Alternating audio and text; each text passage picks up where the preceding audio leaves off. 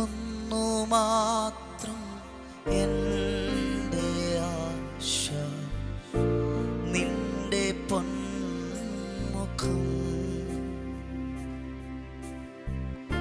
അതുമാത്രം എൻ്റെ വാഞ്ച, എന്നും കാണുവാൻ.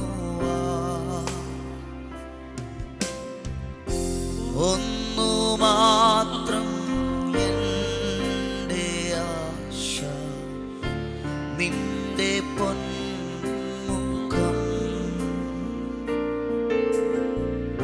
അതുമാത്രം എൻ്റെ വാഞ്ച, എന്നും കാണുവാൻ.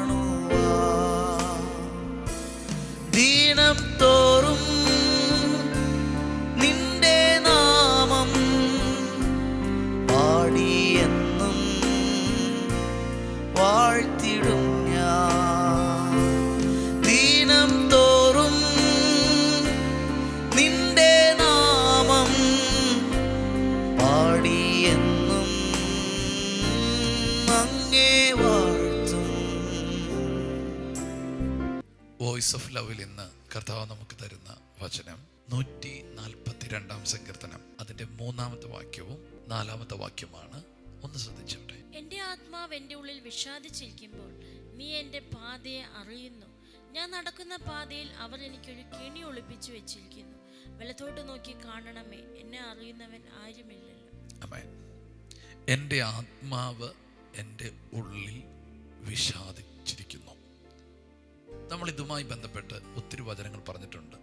എൻ്റെ ഉള്ളം വിഷാദിച്ചിരിക്കുന്നു, എൻ്റെ മനസ്സ് വിഷാദിച്ചിരിക്കുന്നു, എൻ്റെ മനം വിഷാദിക്കുന്നു. പക്ഷെ ഇവിടുത്തെ ഒരു വാക്ക് ശ്രദ്ധിച്ചോണം. എൻ്റെ ഉള്ളമല്ല, എൻ്റെ മനസ്സല്ല, എൻ്റെ ദേഹമല്ല, എൻ്റെ ആത്മാവ്. എൻ്റെ ആത്മാവ് എൻ്റെ ഉള്ളിൽ വിഷാദിക്കുന്നു. അപ്പോൾ ഇതൊരു സന്ദേശമുണ്ട് ഇതിനകത്ത്. നമ്മുടെ ആത്മാവ് നമ്മുടെ അകത്ത് വിഷാദിക്കുമ്പോഴോ ഞരങ്ങുമ്പോഴോ അതെന്തോ ദൈവവുമായി ബന്ധപ്പെട്ടോ അല്ലെങ്കിൽ നമ്മുടെ ജീവിതവുമായി ബന്ധപ്പെട്ടോ ഏതോ ഒരു പ്രോബ്ലം ഉണ്ട്. അതൊരു സൈനായിരിക്കും. പറയാണ്, എൻ്റെ ആത്മാവ് എൻ്റെ ഉള്ളിൽ വിഷാദിച്ചിരിക്കുന്നു, നീ എൻ്റെ പാതകളെ അറിയുന്നു. കാരണം ഞാൻ നടക്കുന്ന പാതയിൽ അവർ എനിക്കൊരു കണ്ണി അല്ലെങ്കിൽ ഒരു കെണി ഒളിപ്പിച്ചു വച്ചിരിക്കുന്നു.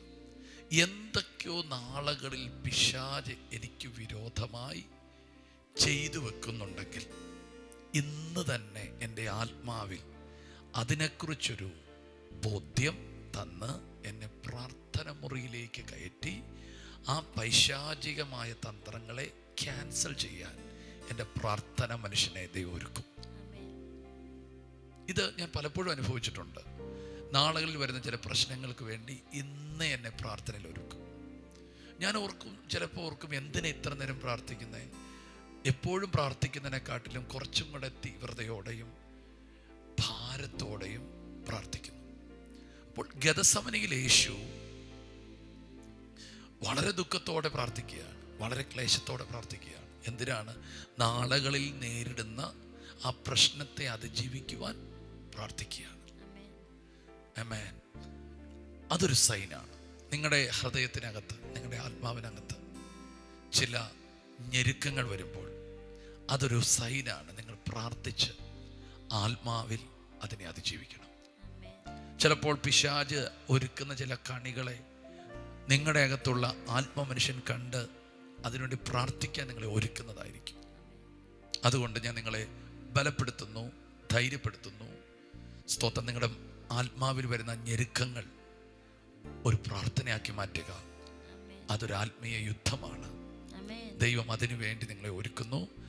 എന്തൊക്കെയോ പിശാച് ഒളിച്ചു വെച്ചിരിക്കുന്നത് ഞാൻ അറിഞ്ഞ് പ്രാർത്ഥിക്കുകയാണ്. ആമേൻ. എന്നെ കാക്കണമേ, എന്നെ അറിയുന്ന ആരുമില്ലല്ലോ, പക്ഷെ നീ എന്നെ അറിയുന്നു. ഞാൻ പരിശുദ്ധാത്മാവിൽ പറയുന്നു, പിശാച് നാളുകളിൽ നിങ്ങളെ തകർക്കാൻ ഒരുക്കുന്ന പലതിനെയും നിങ്ങളുടെ ആത്മാവിൽ നിങ്ങൾ തിരിച്ചറിഞ്ഞ് പ്രാർത്ഥിച്ച് അതിന്മേൽ ജയിക്കാൻ പോകുകയാണ്. പിശാചിൻ്റെ തന്ത്രങ്ങളും വ്യക്തികളുടെ തന്ത്രങ്ങളും ഒന്നും നടക്കത്തില്ല. ആ കെണിയും ആ കണിയുമെല്ലാം പൊട്ടിമാറുന്നു. കർത്താവ് നിങ്ങളെ സഹായിക്കുന്നു. ഇത് പറയുമ്പോൾ പിശാചിൻ്റെ ചില അജണ്ടകൾ പൊളിയുകയാണ്. നിങ്ങളെക്കുറിച്ചും നിങ്ങളുടെ കുടുംബത്തെക്കുറിച്ചുമുള്ള പിശാച് ഒരുക്കുന്ന ചിലതിനെ കർത്താവ് തകർക്കുകയാണ്.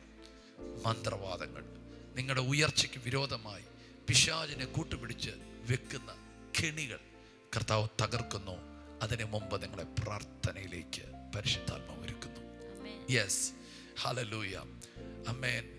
പ്രാർത്ഥനയുടെ ഒരു ആത്മാവിനാൽ ദൈവം നിങ്ങളെ താങ്ങുന്നു. അതിനായിട്ട് നിങ്ങളെ വിട്ടുകൊടുക്കുക.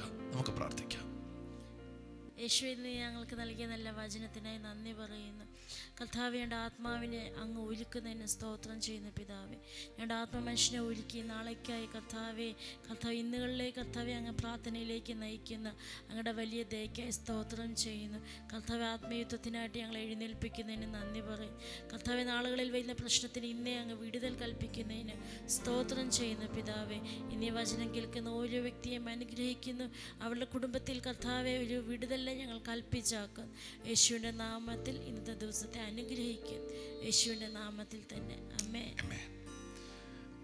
നിങ്ങളുടെ സൗഖ്യത്തിനായും ആരോഗ്യത്തിനായും പ്രത്യേകിച്ച് ചില പിശാചിൻ്റെ കുരുക്കുകളൊക്കെ അഴിയുവാനും ആത്മാവ് ഞങ്ങൾ പ്രാർത്ഥിക്കുകയാണ്. കർത്താവെ, ഈ മക്കളുടെ സൗഖ്യത്തിനായും ആരോഗ്യത്തിനായും അപ്പോൾ തന്നെ ഇവരെ തകർക്കുവാനുള്ള പിശാചിൻ്റെ തന്ത്രങ്ങളെ പൊളിച്ചും ഞങ്ങൾ പ്രാർത്ഥിക്കുന്നു.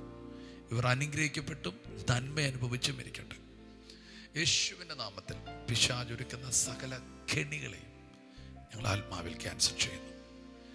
കർത്താവെ, പിശാച് അരമനയിൽ എന്തെങ്കിലും പ്ലാൻ ചെയ്യുമ്പോൾ ഞങ്ങളുടെ ആമേൻ കിടക്കുന്ന ഇടത്ത് അതിനെ അറിയിച്ച് പിശാചിൻ്റെ പദ്ധതികളെ ക്യാൻസൽ ചെയ്യുന്ന ആ പ്രവചനാത്മാവിനാൽ ജനത്തെ മുഴുവൻ നിറയ്ക്കണമേ. അനുഗ്രഹിച്ച് പ്രാർത്ഥിക്കുന്നു. ചില പിശാചിൻ്റെ തന്ത്രങ്ങൾ തകർന്നു പോയതിനായി സ്തോത്രം, യേശുവിൻ നാമത്തിൽ തന്നെ ആമേൻ. God bless you. പ്രത്യേകിച്ച് നിങ്ങളുടെ പ്രാർത്ഥന ഉണ്ടായിരിക്കണം. ഇപ്പോൾ ഈ വോയിസ് ഓഫ് ലവ് എന്ന് പറയുന്ന ശുശ്രൂഷ 140ഓളം ദിവസങ്ങളാകുന്നു. അത്രത്തോളം അടുത്ത് വരുന്നു. ഓർത്ത് പ്രാർത്ഥിക്കുക. ഞങ്ങൾ മാത്രമല്ല ഇതിൻ്റെ പുറകിൽ കുറച്ച് സഹോദരങ്ങൾ അധ്വാനിക്കുന്നുണ്ട്.